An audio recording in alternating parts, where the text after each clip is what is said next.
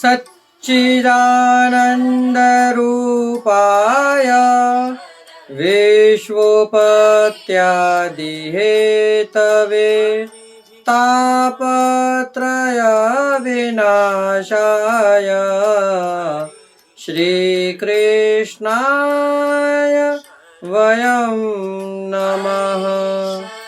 पुष्टिमार्गीय सर्वज्ञ करुणारसपूरित श्रेष्ठ फलप्रदाता च तस्मै श्री गुरुवे नमः।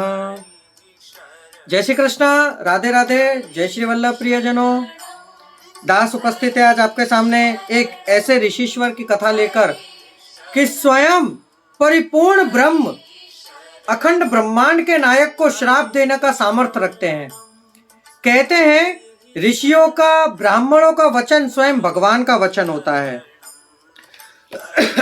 जो ऋषि कहते हैं ना, क्योंकि वह भगवान तो स्वयं भक्त के अधीन होते हैं।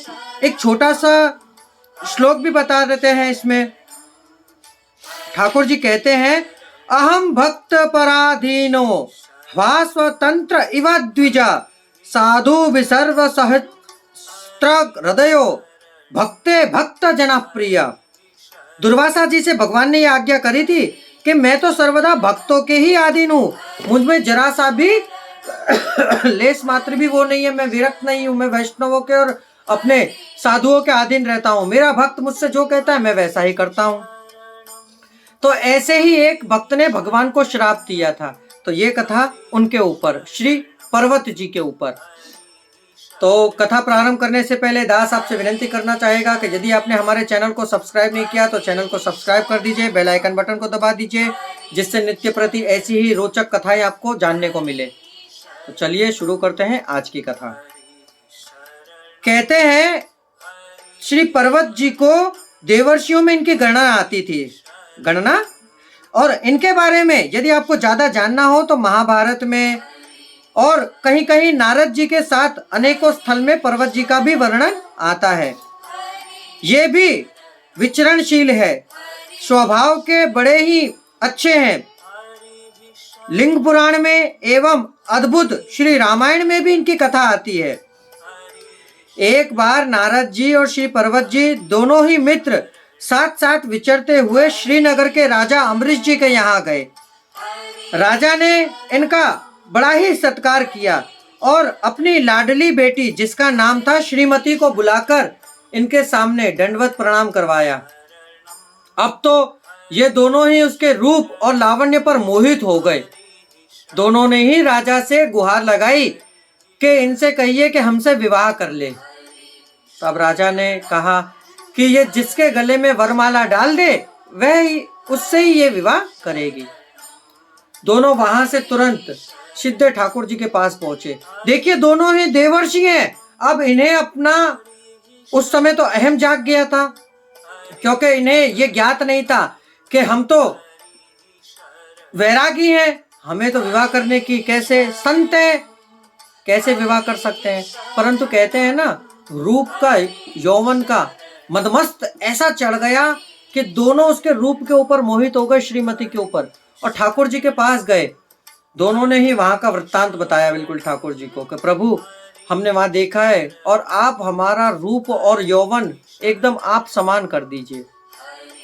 प्रभु भी बड़े कृपालु हैं, दोनों को एक एक करके बुलाया।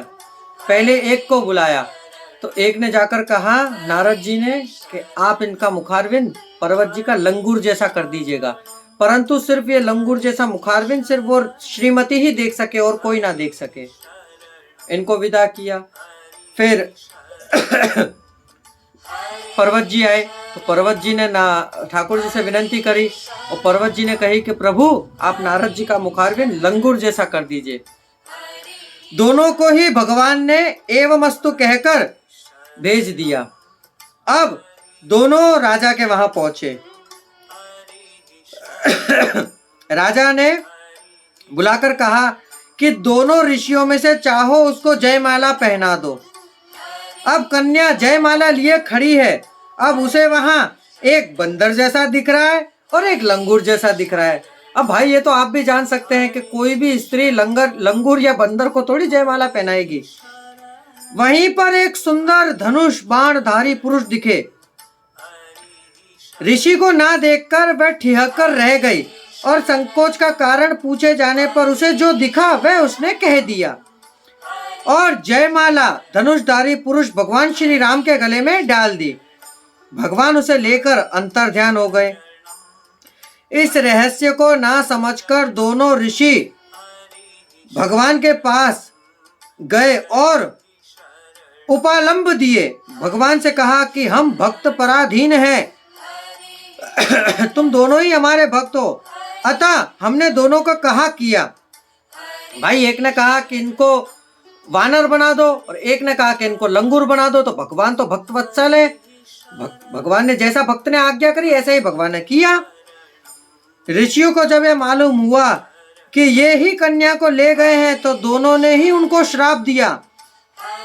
ममा अपकार कीनी तुम भारी, नारी बिरह तुम हो दुखारी, कपि आकृति तुम कीनी हमारी, करी हही किस सहाय तुम्हारी। श्राप तो दे दिया। अब बाद में श्राप देने के बाद इनको अज्ञात हुआ, आत्मस्वरूप का ज्ञान हुआ कि ये हमने क्या किया। तब बड़े ही पश्चाताप के साथ ये भगवान के पास वापस पहुंचे और उनसे बड़े अनुनय विनय के साथ बोले कि प्रभु हमारा श्राप मिथ्या हो जाए, ये श्राप झूठा पड़ जाए। बहुत प्रार्थना की परंतु भगवान ने श्राप को इनकी इच्छा कहकर ग्रहण कर लिया और दोनों को समझा बुझाकर विदा किया। ये श्राप भगवान ने रामायण के अंदर पूरा किया। जो 14 वर्ष का माता सीता के साथ विरह था वहां इन्होंने पूरा किया कि देखिए राम अवतार से ही उनको अमरीश जी की पुत्री श्रीमती को लेकर गए थे और राम अवतार में ही इन्होंने उस अवतार का पूरा किया। कहते हैं ना ममा अपकार कीन तुम भारी, कि हमारा उपकार जो आपने किया वह बहुत भारी पड़ेगा। नारी बिरह तुम होब दुखारी, नारी के बिना आप दुखी होगे। तो राम अवतार में 14 वर्ष का वियोग तो वहां सहन किया और अंततः प्रजाजन के कहने पर नारी का त्याग कर दिया था। तब वाल्मीकि जी के आश्रम पर सीता माता ने संपूर्ण जीवन व्यतीत किया। कपि आकृति तुम कीनी हमारी, करही की सहाय तुम्हारी, कि ऐसी ही जो आकृति आपने हमारी बनाई है वानर और लंगूर की, इन्हीं की सहाय आपको लेनी पड़ेगी। तो रावण के वहां जब युद्ध करने के लिए गए थे तब ऐसे ही आकृति वाले वानर सेना को लेकर प्रभु गए थे, यही था। तो ये देखिए प्रभु तो भक्त वत्सल है, स्वयं जानने के बाद भी ऐसे श्राप को ग्रहण कर लिया। कितने ही कृपालु है ना हमारे प्रभु। प्रियजनों, ये थी पर्वत जी की कथा। यदि आपको इस कथा में आनंद आया हो तो हमारी कथा को लाइक और सब्सक्राइब अवश्य कर लीजिएगा। अब इस दास को आज्ञा दीजिए, कल फिर मुलाकात होगी नई कथा नए प्रसंग के साथ। जय श्री कृष्णा, राधे राधे, जय श्री वल्लभ।